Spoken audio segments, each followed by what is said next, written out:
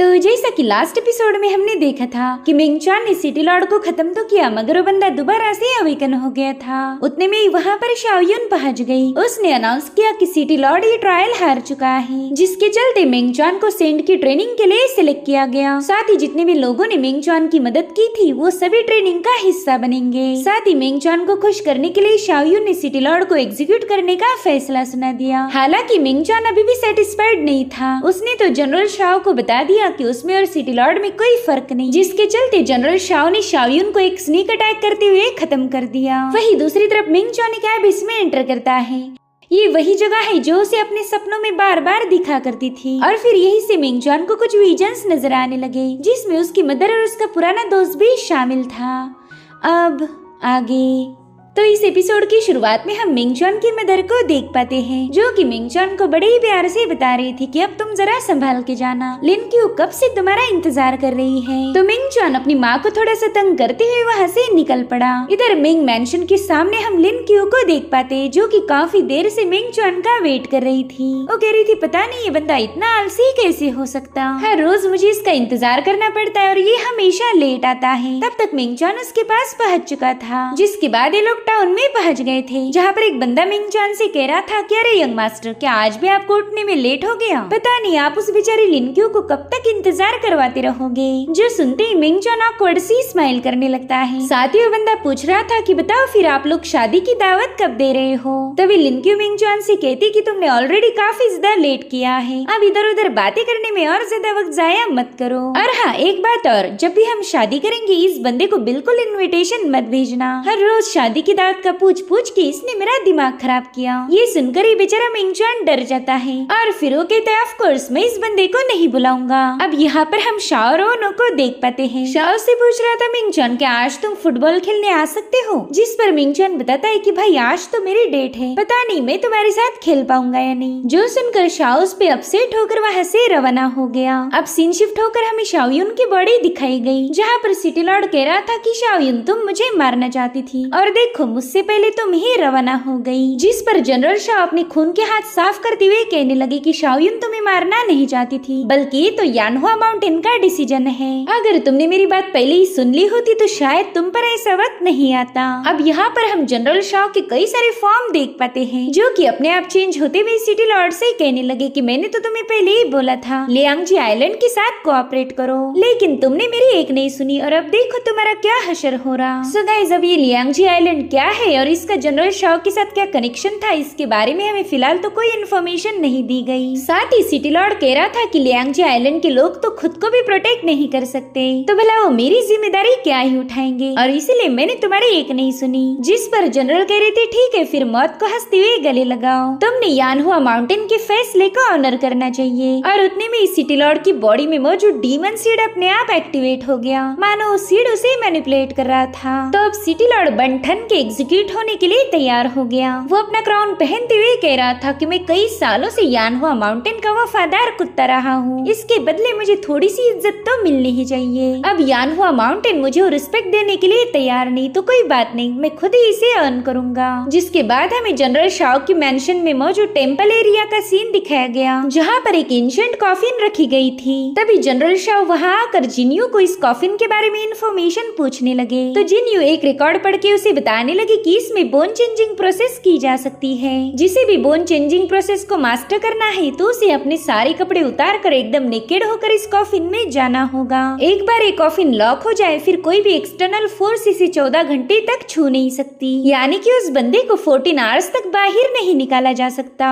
अगर 14 आवर्स पूरे होने से पहला किसी ने ये कॉफिन खोल दी तो बंदा ऑन द स्पॉट मारा जाएगा। वहीं दूसरी तरफ कॉफिन के अंदर जो बंदा ट्रैप होगा वो अपनी ची पावर या फिर कोई भी इंटरनल फोर्स का यूज नहीं कर सकता। 14 आवर्स तक उस बंदे को इस कॉफिन के सारे प्रेशर को झेलना पड़ेगा। अगर किसी ने भी इस कॉफिन के अंदर जाने के बाद अपनी पावर्स का यूज करके खुद को आजाद करने की कोशिश की तो एक तो बंदा अपाहिज हो सकता है या फिर उसका फ्लेश एंड ब्लड पूरी तरह से वैनिश हो जाएगा। इस कॉफिन के प्रेशर को बस वही बंदा झेल सकता है जिसके अंदर सेंट बनने की काबिलियत हो। इस बोन चेंजिंग की प्रोसेस में उस बंदे की बॉडी में काफी सारे बदलाव हो सकते हैं, लेकिन एग्जैक्टली वो बदलाव कैसे होंगे इनका यानहुआ माउंटेन की रिकॉर्ड्स में कोई जिक्र नहीं और ना ही इस बात की गारंटी है कि आप इस कॉफिन से जिंदा वापस आ पाओगे। अगर लकीली आप इस कॉफिन से बाहर आ गए तो आपके पास एक सेंट जितनी पावर होगी। वहीं पर जनरल शॉ अपने सारे कपड़े उतारते हुए जिन्यू से पूछने लगा कि बताओ मेरे वहाँ से वापस आने के चांसेस कितने % है, जिस पर जिन्यू कह रही थी 30%। 70% चांसेस है कि आप इस कॉफिन से कभी बाहर ही ना आ पाओ। जो सुनकर जनरल शॉ जोर जोर से हंसते हुए कहने लगे कि जिन्यू 30% कोई बुरा नंबर नहीं हो सकता।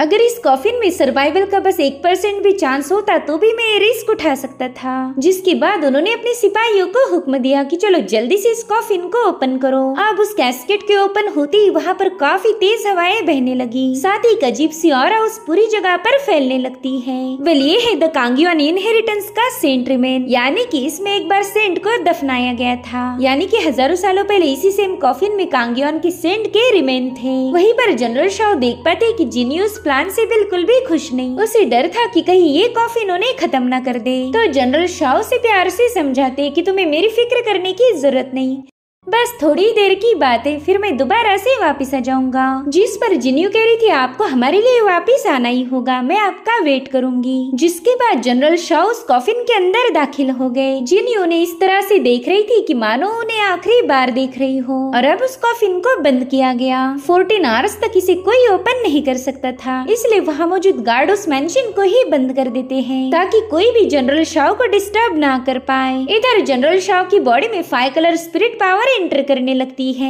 साथ ही साथ उन्हें एक एनर्जी क्रिस्टल नजर आता है जो कि सीधा उनकी बॉडी में एंटर कर गया। अब वो एनर्जी क्रिस्टल उनके ब्लड फ्लो में पूरी तरह से मर्ज हो चुकी थी, जिससे जनरल शॉ को काफी ज्यादा तकलीफ होने लगी। इतना ही नहीं, अब वहाँ पर ऐसे ही कई सारे क्रिस्टल तैयार हो गए जिन्हें जनरल शॉ अपनी पावर्स का यूज करके रोक भी नहीं सकते। अब वो सारे एनर्जी क्रिस्टल 1 बाय 1 उनकी बॉडी में एंटर करने लगे, जिससे जनरल शॉ को हद से ज्यादा पेन होने लगती है। वो क्रिस्टल सीधा उनकी बोन के साथ मर्ज हो रहे थे और इसी को कहा जाता है bone changing method. General Shaw की 5 कलर स्पिरिट पावर उनकी बॉडी को प्रोटेक्ट करने की कोशिश कर रही थी, लेकिन क्रिस्टल के सामने उनकी एक न चली। अब ये सीन यहीं पर कट होकर हमें यानहुआ सिटी दिखाई गई, जहाँ पर कई सारे मॉर्टल्स अपने हाथ में ब्रेड के टुकड़े लेकर एग्जीक्यूशन प्लेटफॉर्म के पास पहुंच चुके थे। प्रिंसेस शाओइंग पूछती कि इन लोगों को तो यहाँ से जाने के लिए बताया था ना, फिर ये लोग अभी तक यहाँ पर क्या कर रहे हैं? जिस पर कमांडर ली जवाब देते हुए बताने लगे कि इन सभी लोगों को सिटी लॉर्ड का ब्लड चाहिए। साथ ही हम वहाँ पर सभी मॉर्टल्स को प्रे करते हुए देख पाते हैं। वो कह रही थी सिटी लॉर्ड प्लीज हमें ब्लेस कीजिए। प्रिंसेस शाओइंग तो ये सब सुनकर काफी ज्यादा डिस्टर्ब हो गई। वो कह रही थी पता नहीं इन लोगों को उस बुड्ढे का खून लेकर क्या मिलेगा। वहीं पर यानजिन मिंगचान के लिए काफी ज्यादा परेशान था। वो कहता है पता नहीं मिंगचान कहाँ रह गया, अभी तक तो उसने यहाँ पर आ जाना चाहिए था। और वही दूसरी तरफ शाओयुन का सर्वेंट भी काफी ज्यादा परेशान था। वो कहता है कि एग्जीक्यूशन का टाइम हो चुका है, मगर अभी तक लॉर्ड शाओयुन यहाँ पर नहीं आई। और तभी वहाँ पर एंट्री हुई सिटी लॉर्ड की, जो कि कॉफिन को घसीटते हुए सीधा एग्जीक्यूशन प्लेटफॉर्म की तरफ ले जा रहा था। वहाँ मौजूद लोग तो ये सब देखकर काफी ज्यादा कंफ्यूज हो गए। उन्हें समझ नहीं आ रहा था कि आखिर ये बंदा है कौन और ये कॉफिन को ऐसे क्यों घसीट रहा। और तभी उस भीड़ में से एक बंदे ने उसे पहचान लिया। वो सबको बता रहा था कि अरे ये तो सिटी लॉर्ड गेशुआन है, ये तो वही बंदा है जिसे आज यहाँ पर एग्जीक्यूट किया जाएगा। लेकिन ये अपने साथ एक कॉफिन लेकर क्यों आया होगा? कहीं ऐसा तो नहीं कि ये कॉफिन ये खुद के लिए लेकर आया हो? नहीं, ये तो रिडिकुलस है। एक बंदा खुद के कॉफिन को प्रिपेयर कैसे कर सकता? वहीं पर सिटी लॉर्ड एग्जीक्यूशन प्लेटफॉर्म पर आते ही अपने कपड़े साफ करने लगा, जो देख किंगशी उससे कहता है कि वाकई आपकी चॉइस तो कमाल की है, आपने अपने लिए बहुत ही बड़ी ऐसा कॉफिन प्रिपेयर किया। ऐसे शानदार कॉफिन्स में तो राजाओं को दफनाया जाता है। जिस पर सिटी लॉर्ड जवाब देते हुए कहने लगा कि मैं तो बचपन से ही वुड कार्विंग में माहिर हूँ, इसलिए कॉफिन को मेरे से ज्यादा अच्छे से कोई भी नहीं जान सकता। तो किंगशी उसे ताना मारते हुए कहने लगा कि हाँ सिटी लॉर्ड, हम सबको पता है कि आपकी हॉबीज क्या थी। खैर अब पहले ही काफी ज्यादा देर हो गई, तो प्लीज आप अपना सिर उस वुडन पीस पर रख दीजिए ताकि हम भी जल्द से जल्द इस काम से फ्री हो जाए। जिस पर सिटी लॉर्ड कह रहा था किंगशी मैं कहीं भागा नहीं जा रहा, वैसे मैं चाहता हूँ कि तुम बस एक बार इस कॉफिन को ओपन करके देखो। जिस पर किंगशी कह रहा था कि आपकी गर्दन उड़ाने के बाद मैं आपको उसी कॉफिन में रखने वाला हूँ, तो भला उसे अभी ओपन करने का क्या फायदा। तो सिटी लॉर्ड उस कॉफिन की लीड हटाते हुए कहने लगा कि ना, मेरे ख्याल से तुमने एक बार इसे देख लेना चाहिए। तो फाइनली किंगशी भी उसकी बात मान जाता है, लेकिन जैसे उसने कॉफिन के अंदर देखा वो बंदा शॉक के मारे ही नीचे गिर गया था। वो बंदा पीछे हटते हुए कह रहा था कि ना, ये इम्पॉसिबल है, तुम ऐसा नहीं कर सकते। साथ ही सिटी लॉर्ड वहाँ मौजूद लोगों से कहने लगा कि तुम सबको मेरा खून चाहिए था ना, तो ये लो, तुम इसका खून ले सकते हो, ये तो मुझसे 1000 गुना ज्यादा पावरफुल है। और फिर वो शाओयुन की डेड बॉडी सबको दिखाने लगा। शाओयुन की ऐसी हालत देखकर वहाँ मौजूद सभी लोग काफी ज्यादा शॉक हो गए। दरअसल ये बंदी यानहुआ माउंटेन की एक पावरफुल सेंट मानी जाती थी, तो उसकी ऐसी हालत देखकर सभी के पसीने छूट गए। वहीं पर सिटी लॉर्ड शाओयुन की बॉडी को हवा में रेस करते हुए कह रहा था कि ये लो, इसके खून में अपनी ब्रेड को डिप कर लो। वेल, सेंट का ब्लड इतना ज्यादा रेयर था कि वहाँ पर भगदड़ मच गई। वो सभी लोग शाओयुन के खून में अपनी ब्रेड को डुबाना चाहते थे। वो सभी लोग सिटी लॉर्ड के सामने शोर मचाते हुए कह रहे थे कि प्लीज हमें इसका थोड़ा सा खून दीजिए। मॉर्टल्स का ऐसा बर्ताव देखकर वहाँ मौजूद जीनियस काफी ज्यादा हैरान हो गए। इधर किंगशी को लग रहा था कि सिटी लॉर्ड ने उसके मास्टर का खून किया है, इसलिए वो अपनी पावर्स को एक्टिवेट कर सिटी लॉर्ड पर अटैक करते हुए कहने लगा कि तुमने एक बहुत बड़ा क्राइम कमिट किया है। एक सेंट की जान लेना एक बहुत बड़ा जुर्म माना जाता है और इसकी सजा तुम्हें जरूर मिलेगी। जिसके बाद वो अपनी हेवी सोर्ड से सिटी लॉर्ड पर अटैक कर चुका था। तो सिटी लॉर्ड ने जल्दी से अपने इवल ड्रैगन को समन करते हुए उसके धर्मा फॉर्म को डिस्ट्रॉय कर दिया। साथ ही साथ उसके डिमोनिक बीस्ट ने उस बंदे को बुरी तरह से जकड़ लिया था, ताकि वो चाहकर भी सिटी लॉर्ड पर कोई अटैक ना कर पाए। साथ ही सिटी लॉर्ड खुद को एक इवल एनर्जी में चेंज करते हुए कह रहा था कि मैं यानहुआ माउंटेन का कई सालों से वफादार हूँ। कई सालों तक मैंने एक वफादार कुत्ते जैसी अपनी जिम्मेदारियां निभाई, लेकिन वफादार कुत्ते को भी एक बार भौंकने का मौका मिलना चाहिए। जिसके बाद वहाँ की हाईएस्ट डायस पर पहुंच जाता है। वो कह रहा था कि यानहुआ माउंटेन के ग्रैंड मास्टर का ये खेल कई सालों से चलता आ रहा है। हजारों सालों से वो हम सबको उल्लू बनाते आए, लेकिन किसी को पता ही नहीं चला कि इस गेम के पीछे की सच्चाई क्या है। लेकिन मैं ही एक ऐसा शख्स हूँ जिसने यानहुआ माउंटेन की सारी मिस्ट्रीज का पर्दाफाश कर दिया है। हम देख पाते हैं कि सिटी लॉर्ड की इवल एनर्जी की वजह से वहाँ का पूरा माहौल बदलने लगा है। उस पूरी जगह पर इवल एनर्जी डोमिनेट कर रही थी। वहीं पर सिटी लॉर्ड बताता है कि मैंने लगभग 24 सालों तक रिसर्च किया और तब जाकर फाइनली ग्रैंड मास्टर के सारे सीक्रेट मेरे सामने आ चुके हैं। इसलिए आज मैं उन माउंटेन्स पर बैठे हुए सारे मास्टर्स को बताना चाहता हूँ कि आखिर ग्रैंड मास्टर ने हमसे कौन सी सच्चाई छुपा के रखी थी। यानहुआ माउंटेन के ग्रैंड मास्टर का हिडन ट्रूथ आज सबके सामने आ जाएगा। इधर प्रिंसेस शाओयिंग कह रही थी कि यहाँ पर तो ढेर सारी इवल एनर्जी जमा हो रही है, पता नहीं सिटी लॉर्ड आखिर करना क्या चाह रहा। जिस पर जिन्यू कह रही थी कि चाहे इसका मकसद कुछ भी क्यों ना हो, हमें इसे रोकना ही होगा। तो अभी सभी लोग उस टावर की तरफ रवाना हो गए। वो टावर काफी ज्यादा ऊंचाई पर था, तो इन सब ने अपनी अपनी यूनिक पावर्स का यूज करते हुए उस टावर को क्लाइम करना शुरू किया। थोड़ी देर में ये लोग सिटी लॉर्ड के पास पहुँच चुके थे। इन सब ने अपनी अपनी पावर्स को एक्टिवेट करते हुए सिटी लॉर्ड को चारों ओर से घेर लिया। वहीं पर सिटी लॉर्ड अपनी डिमोनिक पावर का यूज करते हुए इसे टावर पर हिट कर देता है। उसके ऐसा करते ही वहाँ पर मानो खून का सैलाब आ चुका था। इनफैक्ट उस ब्लड वेव के इम्पैक्ट से ये सभी जीनियस हवा में फ्लोट होने लगे। साथ ही हम देख पाते कि सिटी लॉर्ड शाओयुन और किंगशी की बॉडी पर कुछ डिमोनिक रिचुअल्स परफॉर्म कर रहा था। साथ ही वहाँ पर एक अंडे जैसा स्ट्रक्चर क्रिएट हो गया था, मानो उसके अंदर कोई डीमन पल रहा हो। अब सिटी लॉर्ड अपनी कोई और एक्शन ले पाए उतने में ही वहाँ पर इमॉर्टल यान कूद गया। उसने तुरंत ही अपने फाउंडेशन पोस्चर को एक्टिवेट करते हुए सिटी लॉर्ड पर अटैक करना शुरू कर दिए थे।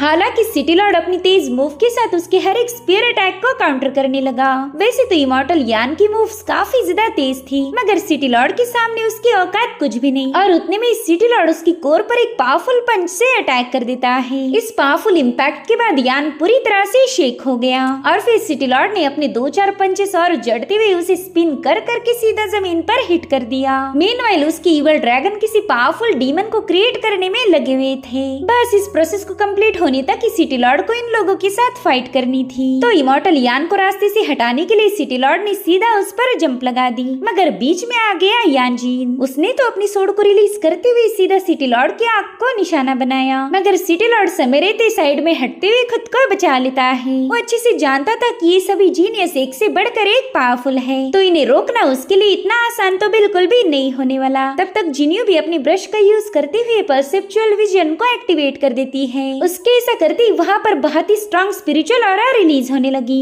और आज फॉर द फर्स्ट टाइम हम जिनियो का फाउंडेशन पोस्चर देख पाते हैं, जिसका नाम था foundation posture of fierce painter. दरअसल जिनियो ने अपनी सीक्रेट टेक्निक को अपने पेंटिंग के जरिए ही हासिल किया था, जिसके बाद जिनियो अपनी फाउंडेशन टेक्निक का यूज करते हुए वहाँ पर कई सारे रंग बिखेरने लगी, जिससे वहाँ पर कलर की कई सारी स्ट्रिंग्स क्रिएट होकर सिटी लॉर्ड को जकड़ने लगी। वेल जिनियो की इस पावरफुल मूव का नाम था 1000 हिल्स एंड वाटर्स। वहीं पर प्रिंसेस शाओविंग ने भी अपनी foundation technique inferno of icy thorns को एक्टिवेट कर दिया, जिसके चलते वहाँ पर कई सारे आइस थॉर्न्स क्रिएट होकर सिटी लॉर्ड को जकड़ लेते हैं। इन दोनों ने मिलकर सिटी लॉर्ड को ट्रैप करने की कोशिश की थी, जो देखकर जोंगशा भी कैसे पीछे रह सकता है। उसने भी अपनी फाउंडेशन टेक्निक को एक्टिवेट कर दिया, जिसके चलते वहाँ पर डिवाइन सोर्स की एक वेव से क्रिएट हो जाती है। वहीं पर सिटी लॉर्ड अपनी पावर्स का यूज करते हुए जिनियो की फियर्स पेंटर और शाओविंग की इन्फर्नो ऑफ आइसी थॉर्न्स को एक ही सेकंड में ब्रेक कर चुका था, लेकिन उतने में इस सिटी लॉर्ड पर जोंगशा की तलवारें हिट होने लगी। वेल जोंगशा की इस मूव का नाम है द क्रेन सोर्ड, मगर वो भी सिटी लॉर्ड के सामने ज्यादा देर तक टिक नहीं पाया। सिटी लॉर्ड ने वहाँ पर अपनी इवल पावर का एक ब्लास्ट करते हुए खुद को आजाद कर लिया था,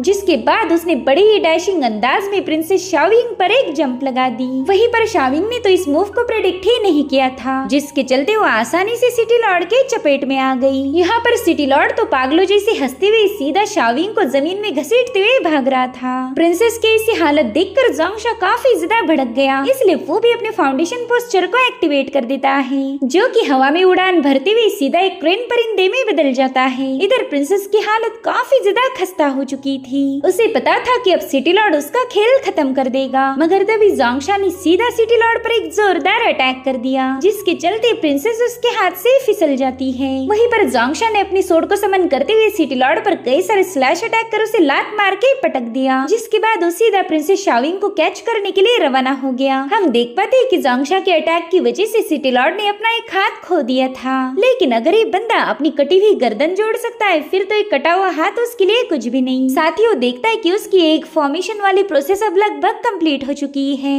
इसलिए उसने जोर जोर से हंसते हुए अपने कटे हुए हाथ को दोबारा से जोड़ लिया। मगर ये लोग सिटी लॉर्ड को कामयाब नहीं होने दे सकते थे, इसलिए यानजिन, जिनी और इमॉर्टल यान इन तीनों ने मिलकर उस पर मुसलसल अटैक करना शुरू कर दिए। हालांकि अकेला सिटी लॉर्ड ही इन तीनों लोगों पर भारी पड़ चुका था। वहीं पर सिटी लॉर्ड का आखिरी ड्रैगन भी उस अंडे में समा चुका था, जो देखकर वहाँ मौजूद दूसरे जीनियस भी इस फाइट में शामिल हो जाते हैं। उन्हीं में से एक बंदे ने अपनी स्टिक को उठाते हुए हेवनली बिंग्स नाम के फाउंडेशन पोस्चर को एक्टिवेट कर दिया, जिससे वहाँ पर बहुत ही स्ट्रॉन्ग डिवाइन ऑरा रिलीज होने लगी। वहीं दूसरी तरफ सिटी लॉर्ड इन तीनों लोगों पर पूरी तरह से डोमिनेट हो चुका था। साथ ही उसने यानजिन पर अपनी इवल ड्रैगन से अटैक कर दिया, जिसे यानजिन बड़ी ही शान के साथ अपनी सोर्ड से ही चीर देता है। हालांकि यानजिन के दूसरे साथी सिटी लॉर्ड के सामने पूरी तरह से फीके पड़ गए। वहीं पर हम एक और जीनियस कल्टीवेटर लिन को देख पाते हैं, जिसने अपनी foundation technique the sobbing freeze को एक्टिवेट कर दिया। उसके ऐसा करते ही सिटी लॉर्ड पर कई सारे पावरफुल ब्लेड से अटैक होने लगे। सिटी लॉर्ड जैसे तैसे उनसे बचता जा रहा था, लेकिन उन्हीं में से एक ब्लेड सीधे जाकर उसके आर पार घुस गई, जिसके चलते सिटी लॉर्ड वहीं पर ट्रैप हो गया था। तो इसी मौके का फायदा उठाते हुए लिन ने उस पर और कई सारी सोर्ड्स हिट कर दी।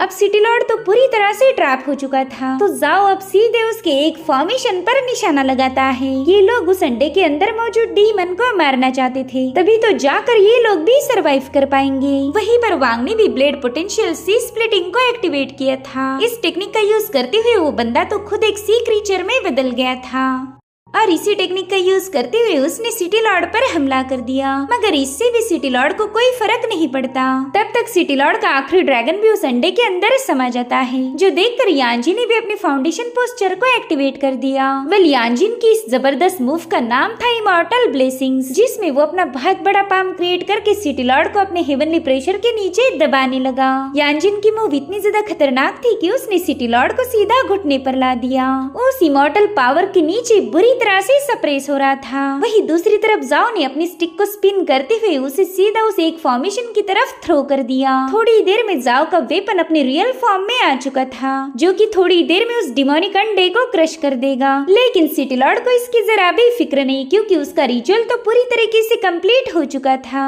वहीं पर वो एक फॉर्मेशन अपनी इवल एनर्जी को रिलीज करते हुए उस वेपन को रोकने की पूरी कोशिश करने लगा, लेकिन फाइनली वो हेवी स्टिक उस अंडे को पूरी तरह से चकनाचूर कर देती है। वेल वेल यहाँ पर इन सभी जीनियस को लग रहा था कि चलो फाइनली एक डीमन पैदा होने से पहले ही मारा गया, लेकिन इनका अंदाजा पूरी तरह से गलत निकला क्योंकि इनके सामने आ चुका था मोमेंटर मॉन्स्टर। यानजिन तो उसे देखते ही काफी ज्यादा सरप्राइज हो गया। वहीं पर सिटी लॉर्ड जोर जोर से हंसते हुए अपनी इवल ऑरा को रिलीज करने लगा। वो कह रहा था मिंगचॉन आज तुझे डीमन लॉर्ड की पावर्स क्या होती है इसका अंदाजा आ जाएगा। इसी कल्टीवेशन की पाथ को तूने ठुकरा दिया था और आज तुझे उसकी सजा मिलेगी। और उतने में वो मोमेंटर मॉन्स्टर का अंडा अपने आप बर्स्ट हो जाता है। उसमें से तो मानो खून की नदियां बह रही थी, जिसकी पावरफुल ऑरा से सिटी लॉर्ड काफी पीछे पुश हो जाता है। और अब उस ब्लड फ्लो के खत्म होते ही हम वहाँ पर देख पाते हैं द डीमन लॉर्ड को। वो कह रहा था कि बॉडी रिफाइनर की मेरे जैसे डीमन लॉर्ड के सामने क्या औकात। सो गाइस पहला तो सिटी लॉर्ड मिंगचॉन को ऐसा डीमन लॉर्ड बनाना चाहता था, लेकिन मिंगचॉन ने उसके प्लान को फेल कर दिया। तो मेरे ख्याल से सिटी लॉर्ड ने शाओयुन और किंगशी की बॉडी का यूज करके इस डीमन लॉर्ड को पैदा किया है। साथ ही वो डीमन लॉर्ड अपनी पावरफुल एनर्जी को रिलीज करते हुए इन सबको बता रहा था कि वो कितना ज्यादा खतरनाक है। वो कहने लगा कि जितने भी बॉडी रिफाइनर के कल्टीवेटर है उन सब का मैं एलिक्सर बना के कंज्यूम करूंगा।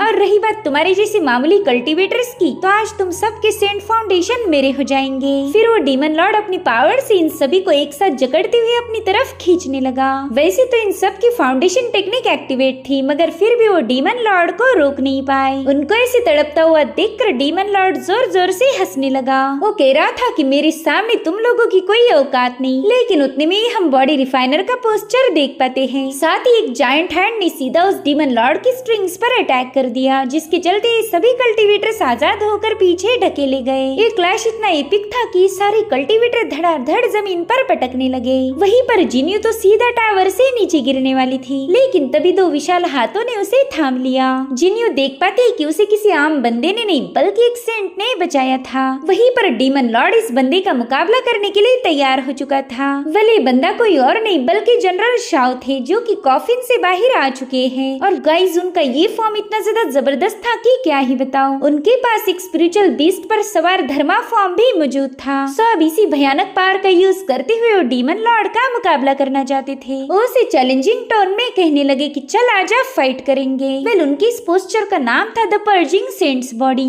साथ ही यहाँ पर हमें डीमन हंटर के इस चैप्टर का नाम भी बताया गया, जो कि था कमांड फाइट। तो अब ये सीन यहीं पर कट होके हमें सीधा जियांगो एकेडमी दिखाई गई, जहाँ पर मिंगचॉन लेसन अटेंड करने पहुंच चुका था। और यहाँ पर मिंगचॉन की मुलाकात हुई मे युआनजी से, जो कि सीजन 1 में स्माइली के हाथों ब्रूटली मारा गया था। यहाँ पर मे युआनजी मिंगचॉन को एक बुक देते हुए कहने लगा कि मिंगचॉन तुमने इस बार भी अपना होमवर्क गलत किया। मिंगचॉन कहते भाई इस स्केच बुक को मैं कब से ढूंढ रहा था और अब पता चल रहा है कि ये तुम्हारे पास है। कहीं तुमने मेरी ड्राइंग्स चेक तो नहीं की? जिस पर युआनजी जवाब देते हुए कहने लगा कि तुम बिल्कुल टेंशन मत लो, मैं किसी को नहीं बताऊंगा कि तुमने हमारी प्रिंसिपल की एक घटिया सी ड्राइंग निकाली है। जो सुनकर मिंगचॉन शॉक भी हो गया और उसे काफी ज्यादा हंसी भी आ रही थी। वो युआनजी से कह रहा था कि भूलना मत, स्कूल के बाद हमें फुटबॉल का मैच खेलना है। तो कहने लगा कि तुम बिल्कुल टेंशन मत लो, इस बार भी मैं ही तुम्हें हराने वाला हूँ। अब मैं युआनजी के वहाँ से जाते ही मिंगचॉन अपनी स्केच बुक को चेक करता है। मिंगचॉन देख पा रहा था कि उस बुक में एक अलग सी स्केच बनी है, जो मेरे ख्याल से मे युआनजी ने बनाई होगी। और इस स्केच को देखकर जैंगशन भी काफी ज्यादा हैरान हो गया। अब इस स्केच के जरिए मे युआनजी मिंगचॉन को क्या बताना चाहता है, ये शायद हमें अगले एपिसोड में पता चलेगा।